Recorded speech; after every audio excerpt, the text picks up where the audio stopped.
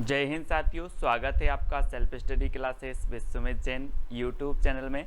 दोस्तों, आज हम हिंदी साहित्य में पढ़ने वाली छायावाद की टॉप 20 रचनाएं। जी हाँ दोस्तों, आपको पता है कि 1918 से 1936 तक का जो काल माना जाता है वो छायावाद का काल माना जाता है। और छायावाद के प्रवर्तक जयशंकर प्रसाद माने जाते हैं, जो कि ईलाचंद्र जोशी ने इन्हें माना है, जबकि रामचंद्र शुक्ल ने मुकुटधर पांडे को छायावाद का प्रवर्तक माना और सुमित्रा नंदन पंत को नंद दुलारी वाजपेयी ने छायावाद का प्रवर्तक माना। तो अलग अलग विद्वानों ने छायावाद का प्रवर्तक अलग अलग माना है। दोस्तों, वही छायावाद के बारे में आज हम पढ़ने वाले हैं, वही छायावाद की रचनाओं के बारे में पढ़ने वाले। इसके पहले हमने आपको द्विवेदी योग है ना, और भारतेंदु योग, रीतिकाल, भक्तिकाल आदि सभी रचनाएं याद करवा दी। दोस्तों, अब आज आपकी बारी है कि दोस्तों आपको व्हाट्सएप ग्रुप से जुड़ना है। व्हाट्सएप ग्रुप से जुड़ने के लिए 9098609291 ये आप व्हाट्सएप ग्रुप में जुड़ सकते हैं दोस्तों, और आप ज्वाइन मेंबर चैनल के बन सकते हैं। ठीक है, ज्वाइन मेंबर बनने के लिए चैनल पर ज्वाइन बटन दिया है, ज्वाइन पर क्लिक करेंगे तो वहां पर 3 दोस्तों प्लान है। सबसे पहला प्लान है सिल्वर प्लान। सिल्वर प्लान में आपको 59 रुपये पे करना होगा। ठीक है, फिर है गोल्ड प्लान, 159 रुपये पे करना होगा। डायमंड प्लान जो कि दोस्तों आपको 299 रुपये करना होगा। 59 वाले सिल्वर प्लान में आपको दोस्तों क्या किया जाएगा, आपका कमेंट हाईलाइट होगा। ठीक है, आप लाइव स्ट्रीमिंग वाली वीडियो देख सकेंगे। ठीक है, गोल्ड प्लान में दोस्तों आपको और एक्स्ट्रा मिल जाएगा कि आपको इमोजी मिलेगा, लाइव स्ट्रीम मिलेगी, वॉलपेपर्स से संबंधित होंगे, है ना।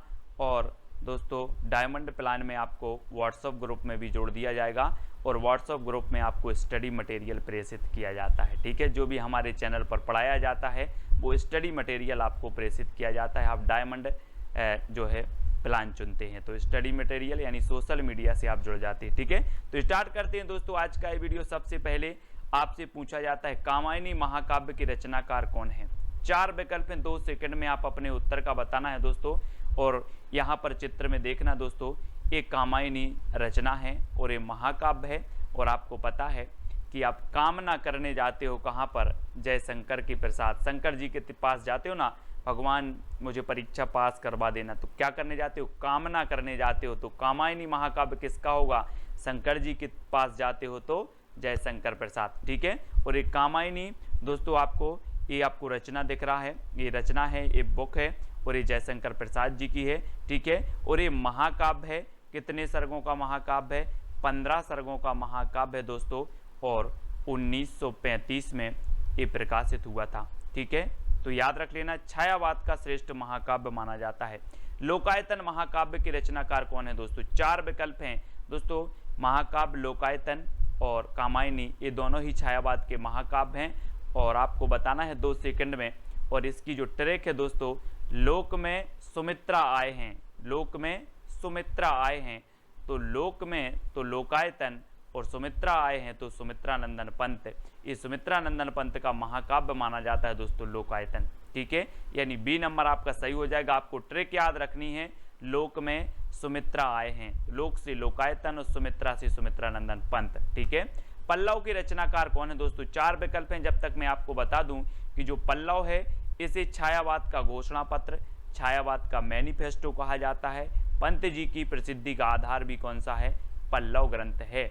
और ये किसकी है, पंत जी की है, सुमित्रा नंदन पंत। और इन्हें प्रकृति का चेतेरा कवि भी कहा जाता है ना, प्रकृति का सुकुमार कवि, प्रकृति का चेतेरा कवि। और दोस्तों सुमित्रा से पल्लव पड़ा है, आप बोलते ना कि किससे पाला पड़ गया यार, वही है, सुमित्रा से पाला पड़ा है, सुमित्रा से पल्लव पड़ा है। ठीक है, तो सुमित्रा से पल्लव पड़ा तो सुमित्रा नंदन पंत की रचना हो जाएगी पल्लव। तुलसीदास के रचनाकार कौन है। 4 विकल्प हैं, जयशंकर प्रसाद, सुमित्रा नंदन पंत, निराला, महादेवी वर्मा। और आपको पता है दोस्तों तुलसीदास एक श्रेष्ठ कवि हैं और तुलसीदास रचना भी है, तो तुलसीदास निराला कवि है, तुलसीदास निराला कवि है। तो तुलसीदास तो निराला कवि है ही दोस्तों, और तुलसीदास जो रचना है ये भी निराली रचना है, यानी कि निराली से और निराला से आपका निराला सा नंबर सही हो जाएगा। आपको याद रख लेना तुलसीदास निराला कवि है। ठीक है, तो ये तुलसीदास रचना निराला की हो जाएगी। ठीक है, अगला है दोस्तों राम की शक्ति पूजा की रचनाकार कौन है। बहुत ही बढ़िया रचना है और मोस्ट इंपॉर्टेंट है दोस्तों। और राम की शक्ति की पूजा कौन करते हैं, निराले व्यक्ति करते हैं, है ना। या फिर राम की शक्ति पूजा निराली है, राम की शक्ति पूजा निराली है, राम की शक्ति पूजा निराले व्यक्ति करते हैं। तो राम की शक्ति पूजा के रचनाकार कौन होंगे, कौन होंगे, निराला, यानी कि जो सा नंबर है वो आपका बिल्कुल सही हो जाएगा। यामा के रचनाकार कौन है दोस्तों, यामा, जैसे कि 1982 में ज्ञानपीठ पुरस्कार मिला था दोस्तों। और आपको पता है कि आप बोलते ना या माँ बोलते किसे, महादेवी को, महादेवी को माँ बोलते हैं। तो ये यामा भी रचना किसकी हो जाएगी, महादेवी वर्मा की हो जाएगी। ठीक है, याद रख लेना। छायावाद की श्रेष्ठ कवित्री हैं दोस्तों, इन्हें आधुनिक मीरा भी कहा जाता है ना। आधुनिक मीरा किसे कहा जाता है, तो महादेवी वर्मा को, है ना। और चित्ररेखा की रचनाकार कौन है।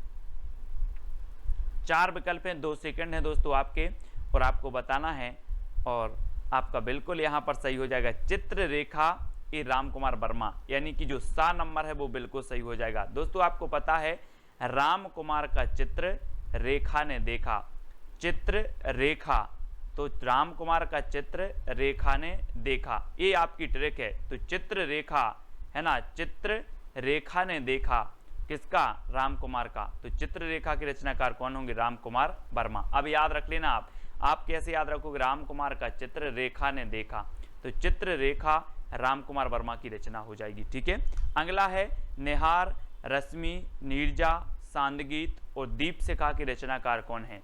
4 विकल्प आपके पास, जयशंकर प्रसाद, सुमित्रा नंदन पंत, राम कुमार वर्मा, महादेवी वर्मा। इनमें से 2 सेकंड में आपको बताना है कि निहार, रश्मि, नीरजा, है ना, सांदगीत और दीपशिखा। और आपको पता है दोस्तों कि ये पूरी ही रचनाएं किसकी हैं, महादेवी वर्मा की हैं। महादेवी वर्मा, यानी कि 4 नंबर आपका बिल्कुल सही हो जाएगा। अब यहाँ पर देखो दोस्तों, सबसे पहले क्या होता है प्रभात में, सबसे पहले जब हमारा सुबह होता है, प्रभात होता है, तब निहार आता है। निहार यानी कि ओस आता है कि सुबह सुबह की नहीं, ओस आता है, तो निहार आता है, निहार। ठीक है, फिर क्या आती है, रश्मि, यानी कि सूरज की ज्योति आती हैं, तो रश्मि आती है। ठीक है, फिर रश्मि आती है, और फिर दोस्तों नीरजा खिलती है, यानी कि जो है कमल खिलता है ना, कमल खिलता है, तो नीरजा खिलता है। ठीक है, फिर सांदगीत, फिर सांदगीत में हम क्या करते हैं, सांदगीत की बेला आती है, शाम को सांदगीत की बेला आती है, और उसके बाद हम महादेवी को क्या जलाते हैं, दीपशिखा जलाई जाती है, महादेवी को दीपशिखा जलाई जाती है। तो अब याद रख लेना आप, थोड़ा सा अपना मुंह ऊपर करो और देखो कि सबसे पहले प्रभात आता है ना, प्रभात आता है, फिर दोस्तों रश्मि आती है ना, फिर रश्मि आती है, फिर नीरजा खिलता है, फिर सांदगीत गाते हैं, सांदगीत की बेला आती है, और फिर महादेवी के सामने हम दीपशिखा जलाते हैं। तो ये चारों ही रचनाएं जो हो जाएंगी, 5 रचनाएं किसकी होंगी, महादेवी वर्मा की। ठीक है, इस प्रकार से याद रखेंगे। और अगला देखो दोस्तों, नए पत्ते की रचनाकार कौन है। जयशंकर प्रसाद, सुमित्रा नंदन पंत, निराला, महादेवी वर्मा कौन है। ये सारी की सारी रचनाएं, ये सारी की सारी जो PDF स्टडी मटेरियल है दोस्तों, वो ज्वाइन मेंबर को ज्वाइन व्हाट्सएप ग्रुप में मिल पाएंगे। ठीक है, नए पत्ते के रचनाकार कौन है, और आपको पता है दोस्तों ये नए पत्ते, है ना, ये किसकी रचना है, सूर्यकांत त्रिपाठी निराला। और आपने पेड़ में देखे होंगे जब नए पत्ते आते हैं तो बिल्कुल निराले पत्ते होते हैं। कैसे होते हैं, निराले होते हैं, नए पत्ते निराले होते हैं। तो नए पत्ते के रचनाकार कौन होंगे, निराला जी। ठीक है, अगला है निर्माल्य एक तारा की रचनाकार कौन है। 4 विकल्प हैं, बहुत ही बढ़िया प्रश्न है। और दोस्तों आपको पता है कि निर्मल एक तारा का वियोगी है, निर्मल एक तारा का वियोगी है। तो निर्मल से निर्माल्य, एक तारा से एक तारा का वियोगी है, सो मोहनलाल महतो वियोगी। ये वियोगी की रचनाएं हैं कौन सी, निर्मल और एक तारा। कैसे याद किया, आपको ट्रिक दी कि निर्मल एक तारा का वियोगी है, निर्मल एक तारा का वियोगी है, तो निर्मल और एक तारा के रचनाकार कौन होंगे, मोहनलाल महतो वियोगी। ठीक है, पंछी और रागिनी के रचनाकार कौन है दोस्तों, गोपाल सिंह नेपाली, सुमित्रा नंदन पंत, मोहनलाल महतो या फिर महादेवी वर्मा। पंछी और रागिनी, और प्रश्न क्रमांक 11 में आपका बिल्कुल सही आंसर होगा रागिनी का नेपाली पंछी, रागिनी का नेपाली पंछी। तो रागिनी से रागिनी और नेपाली से हो जाएंगे आपके कौन, गोपाल सिंह नेपाली, और पंछी से पंछी। तो पंछी और रागिनी जो रचना है वो किसकी है, गोपाल सिंह नेपाली की। आपको ट्रिक याद रखना है, रागिनी का नेपाली पंछी, रागिनी का नेपाली पंछी। तो रागिनी और पंछी ये गोपाल सिंह नेपाली की रचना हो जाएंगी। ठीक है। अगला है दोस्तों, अमृत और विष की रचनाकार कौन है। अमृत और विष 4 विकल्प हैं, और दोस्तों अगर आपने विष को अमृत समझकर पी लिया तो आपका उदय नहीं हो पाएगा। फिर क्या नहीं हो पाएगा, उदय नहीं हो पाएगा। तो अमृत और विष की रचनाकार कौन होंगे, बोले सर हमने विष को अमृत समझकर पी लिया और फिर उदय नहीं हुआ कभी। तो उदय शंकर भट्ट है ना, उदय शंकर भट्ट। और ये एक रचना अमृत और विष अमृतलाल नागर की भी है, कंफ्यूज नहीं होना। और ये अमृत और विष जो रचना है ये किसकी है, उदय शंकर भट्ट की भी है। ठीक है। तो डी नंबर आपका बिल्कुल सही है। कलापी की रचनाकार कौन है, कलापी। दोस्तों यहां पर देखो कला, एक कला लिखा है और आप बोलते हो सर मुझे कला सीखना है। मैंने बोला कितनी कला सीखना है, तो आपने कहा सर मुझे 80 कला सीखना है। कितनी सीखना है, 80। तो कला से कलापी और कला सीखना है कितनी, 80। तो आरसी प्रसाद सिंह, आरसी 80 से आरसी प्रसाद सिंह की रचना है कलापी, कई बार पूछी गई है। अब कभी नहीं बोलना कितनी कला सीखना है, 80 कला सीखना है, 80। ठीक है। अगला है अंतर्ध्वनि की रचनाकार कौन है दोस्तों। अंतर्ध्वनि, अंतर की ध्वनि मतलब अंदर की ध्वनि को जानो, अंतर की ध्वनि को जानना है। तो जानना है तो जनार्दन झा, जनार्दन है ना, अंतर्ध्वनि को क्या करना है, जानना है, जनार्दन, जनार्दन झा द्वैज की रचना हो जाएगी बी नंबर। अंतर्ध्वनि के रचनाकार कौन है आपसे पूछा जाएगा, तो आप बोलोगे सर अंतर की ध्वनि को जानना है तो जनार्दन झा। ठीक है। अगला है मानसी, राका और विसर्जन की रचनाकार कौन है। दोस्तों एक मानसी राम त्रिपाठी जी की भी है। ठीक है। और याद रख लेना है, और ये मानसी जो रचना है ये आपकी उदय शंकर भट्ट की भी है। ठीक है। ऐसे आप याद रखेंगे मानसी, राका और विसर्जन। मानसी रुको, उदय शंकर का विसर्जन मत करना। मानसी रुको, उदय शंकर का विसर्जन मत करना। तो मानसी से मानसी, रुको से राका और विसर्जन से विसर्जन। मानसी, राका और विसर्जन है ना। और अमृत और विष ये 4 रचनाएं इनकी हैं, कौन की, उदय शंकर भट्ट की। मानसी रुको, उदय शंकर का विसर्जन मत करना। मानसी रुको, उदय शंकर का विसर्जन मत करना, ये किसकी रचनाएं हो गई, उदय शंकर भट्ट, यानी डी नंबर आपका बिल्कुल सही हो जाएगा। ठीक है। अगला है कुकुरमुत्ता की रचनाकार कौन है। 4 विकल्प हैं दोस्तों, जरा इस चित्र को देखो। कुकुरमुत्ता ये किसकी है, ये देखो बिल्कुल निराला होता है दोस्तों। ये कुकुरमुत्ता देखो कैसा छत्ता सा बना है, निराला ही होता है। आप देखो जरा, निराला, ये निराला होता है कुकुरमुत्ता। तो ये कुकुरमुत्ता के रचनाकार कौन होंगे, निराला है ना। बोले सर कुकुरमुत्ता चित्र में देखा ये निराला होता है, तो निराला की रचना हो जाएगी, ये सूर्यकांत त्रिपाठी निराला। ठीक है। अगला देखो खादी के फूल की रचनाकार कौन है। 4 विकल्प हैं, और दोस्तों ये संयुक्त रचना मानी जाती है 2 कवियों की। और वो कवि कौन से हैं, बच्चन के पंती ने खादी के फूल पहने। अपन बोलते ना नाती पंती, तो बच्चन के पंती ने खादी के फूल पहने, याद रख लेना है ना। बच्चन के पंती ने खादी के फूल पहने, तो ये खादी के फूल रचना है, और बच्चन के पंती ने पहनी। तो बच्चन और पंत, बच्चन और पंत की ये संयुक्त रचना मानी जाती है दोनों की, यानी कि विकल्प नंबर आपका सा जो है वो बिल्कुल सही हो जाएगा। खादी के फूल बच्चन के पंती ने पहले, है ना, बच्चन के पंती ने खादी के फूल पहने, ये ट्रिक है आपकी। तो खादी के फूल जो रचना है ये बच्चन और पंत की हो जाएगी। ठीक है, इसको आप याद रखेंगे।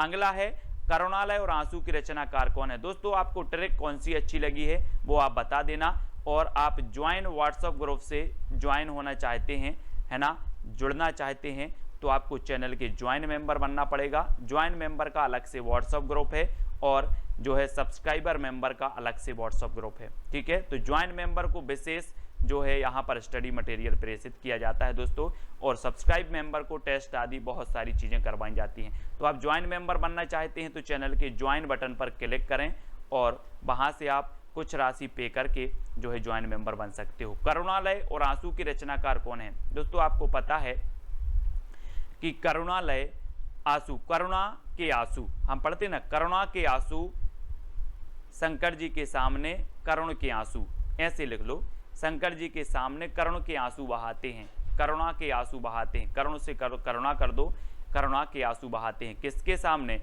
शंकर जी के सामने। तो शंकर जी यानी कि जयशंकर प्रसाद, वैसे तो करुणालय और आंसू सभी को पता होगा, लेकिन याद रख लें कि जो है शंकर जी के सामने करुणा के आंसू बहाते हैं, करुणा के आंसू तो करुणालय और आंसू, ठीक है। इस प्रकार से कामायनी इनकी हम रचना पढ़ चुके हैं, ठीक है। करुणालय भी है, आंसू भी है, झरना भी है और वसी एक इनकी रचना भी है, ठीक है। तो इनको भी आपको याद रखेंगे। और यहाँ पर शंकर जी के सामने करुणा के आंसू बहाते हैं। लहर, झरना और उर्वशी की रचनाकार कौन है दोस्तों? 4 विकल्प हैं, 4 में से आपको बताना है और यहाँ पर आपका जो बिल्कुल सही आंसर हो जाएगा वो क्या हो जाएगा? लहर। यहाँ पर देखो दोस्तों, ये शंकर जी बैठे हुए हैं, है ना, शंकर जी बैठे हैं और यहाँ से इनके जटों से लहर निकली, तो लहर निकली तो मानो ऐसा लग रहा था कि झरना निकला है, कोई झरना, है ना। और जब लोगों ने देखा तो लोगों के उर बसी, लोगों के उर मतलब हृदय, और हृदय में बसी, तो ऐसी लहर निकली कि झरना लग रहा था। और जब झरना लोगों ने देखा तो लोगों के उर बसी, तो कहाँ से? शंकर जी की जटाओं से। आप बोलते ना कि गंगा निकली है। तो लहर, झरना और उर्वशी के रचनाकार कौन होंगे? जयशंकर प्रसाद, ठीक है। शंकर जी का नाम आ रहा है तो यहाँ भी शंकर, जयशंकर प्रसाद, ठीक है। तो ये 7 नंबर आपका बिल्कुल सही हो जाएगा।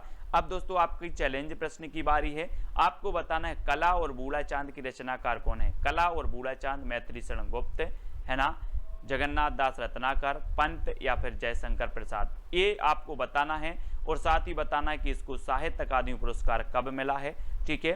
मैत्री शरण गुप्त की एक रचना भी आपको लिखनी है, जगन्नाथ दास रत्नाकर की एक रचना भी लिखना है, पंत की एक रचना लिखना है और जयशंकर प्रसाद की भी एक रचना लिखना है। और साथ ही कला और बूढ़ा चांद एक किसकी रचना है, इसे साहित्य अकादमी पुरस्कार कब मिला, ये सभी लोग कमेंट में लिखेंगे। मैं सभी के कमेंट देखता हूं और सुबह रोज 9:30 बजे आपकी क्लास होती है दोस्तों। तो इसी प्रकार से वीडियो को लाइक और शेयर अवश्य करें। और जो भी साथी अभी व्हाट्सएप ग्रुप से नहीं जुड़े हैं वो व्हाट्सएप ग्रुप से जुड़ जाएं, 9098609291 ये व्हाट्सएप ग्रुप है। और ज्वाइन मेंबर के बनने के लिए दोस्तों आप चैनल में एक इंट्रो वीडियो डला है, ज्वाइन मेंबर कैसे बनना है उसको देख लें। और ज्वाइन बटन पर, चैनल पर ज्वाइन बटन उपलब्ध है, उस पर ज्वाइन करेंगे, ज्वाइन बटन पर क्लिक करेंगे तो आपके सामने 3 प्लान आएंगे दोस्तों। सिल्वर प्लान जो कि 59 रुपये आपको करना है, फिर आपका गोल्ड प्लान जो कि दोस्तों आपको 159 पे करनी है, फिर दोस्तों आपका एक है डायमंड प्लान जो कि आपको 299 पे करनी है, ठीक है। तो ये पे करके आप 200 क्या बन सकते हैं? चैनल के ज्वाइन मेंबर बन सकते हैं। और सब्सक्राइब आपको कर लेना है, वीडियो को लाइक और शेयर अवश्य करना है। रोज रात्रि 9 बजे क्लास होती है और सुबह 9:30 बजे आपकी क्लास होती है हिंदी साहित्य की। तो जुड़े रहें, वीडियो को लाइक और शेयर अवश्य करें। आज के वीडियो के लिए बस इतना ही। जय हिंद।